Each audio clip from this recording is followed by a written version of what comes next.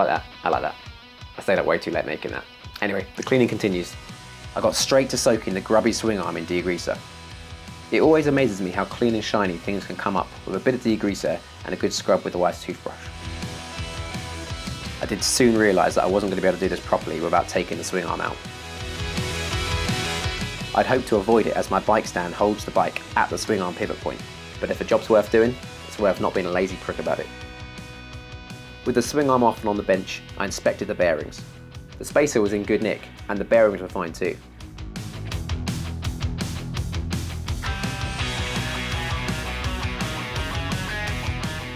I took the chain guide off and loaded the bearings with fresh grease before putting it all back together.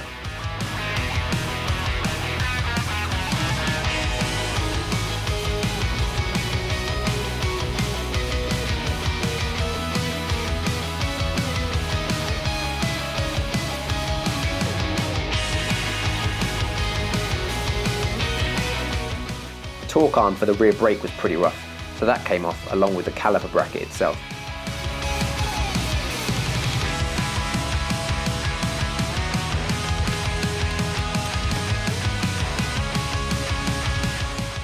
Back to cleaning. I took it outside to give it a final scrub up and wipe down.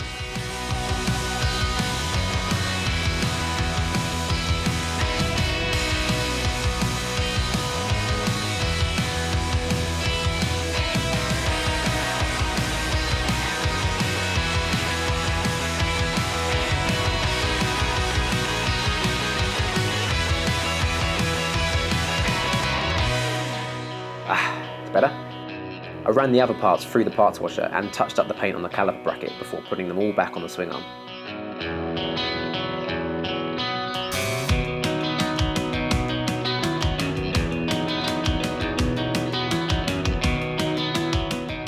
With fresh cotter pins in the mounting bolts, I moved on to the rear brake itself.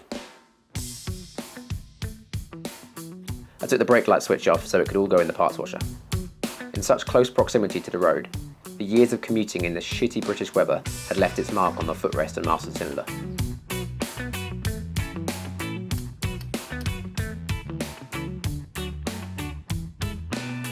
I'd already drained the fluid, but still, it was a really lovely moment when the reservoir hose ejaculated brake fluid all down my sleeve. As usual, I gave the whole assembly a once over to get the worst of the crap off, just to make it a little bit more pleasant taking it apart. The individual bits will all go back in for a proper clean after. The master cylinder scrubbed up really well with the wire cut brush and the Dremel.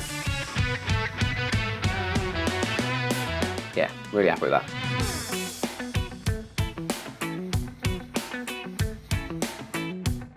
Back together, and it's night and day compared to an hour before.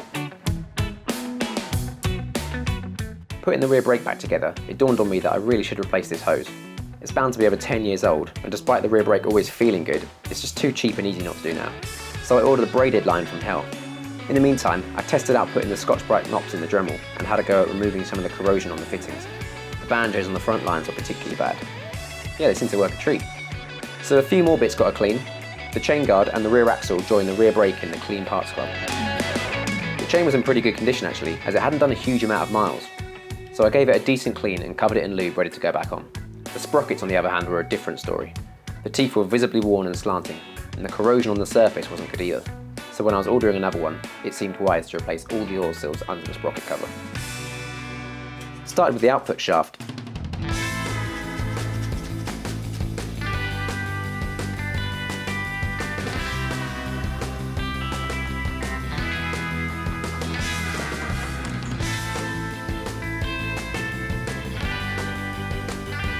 The gear shift shaft seal was next.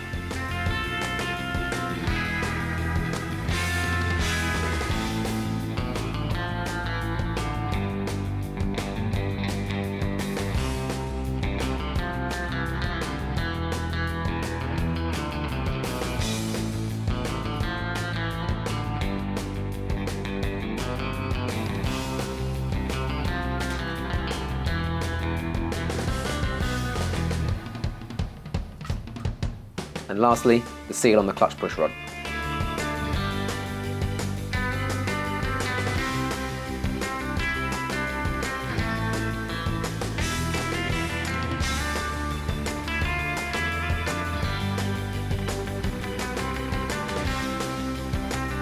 shiny new sprocket went on, followed by the old locking washer and nut.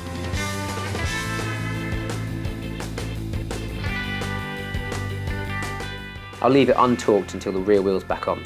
Then I can tighten it up properly before bending in the tabs on a new locking washer. The chain went back on, ready to receive the swing arm. Before I can do that though, I need to sort out the rear shock and linkage. If you remember, the rear shock was in an absolute shit state. And to be fair, so was the linkage. I couldn't even undo the bolt on the dog bones. I gave it a bit of a clean before enlisting the help and impact gun of my co-garage here, Paul.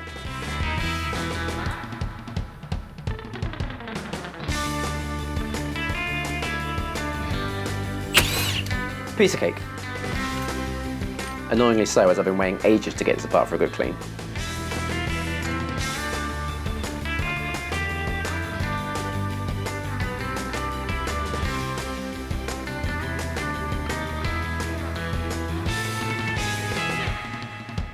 I checked the bearings and they all felt good. I'd not had any movement from the rear end when it was in place either, so I just cleaned and re-greased them before putting it all back together.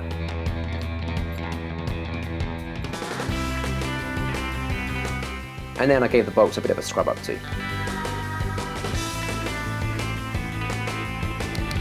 So here is my nice shiny rear suspension. Oh, fuck off. Obviously I had to replace it with a nice shiny new one from YSS.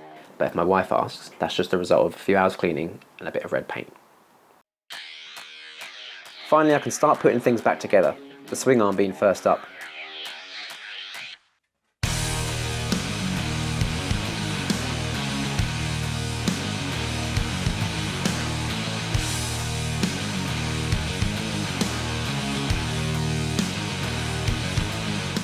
Already, just seeing it in there brings a huge smile to my face.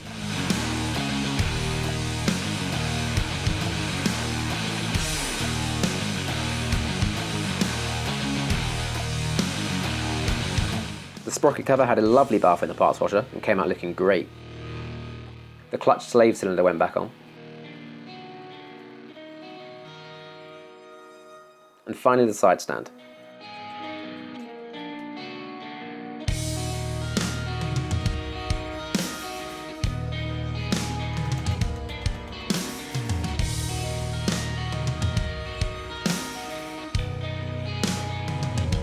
I fitted the left foot peg assembly and connected up the gear shift linkage. The rubber shroud in the swing arm cleaned up nicely, so that went back in. It's looking tidy, although it is being let down by a worn out rubber on the shift lever, so I cut it off and replaced it with a fresh one. Sorted. Now I can move on.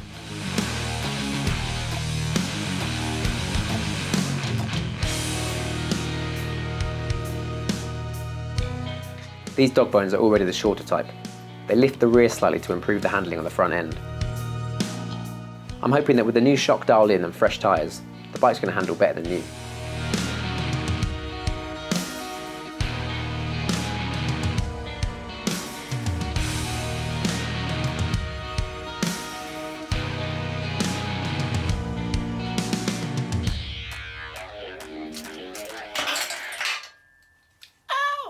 I will come back to all these bolts with the torque wrench, but for now I just wanted to get it together. Now I'm really feeling the progress. The rear brake was next. I was still waiting for the braided hose from hell, but I knew it'd be easy to fit that once the rest is on the bike.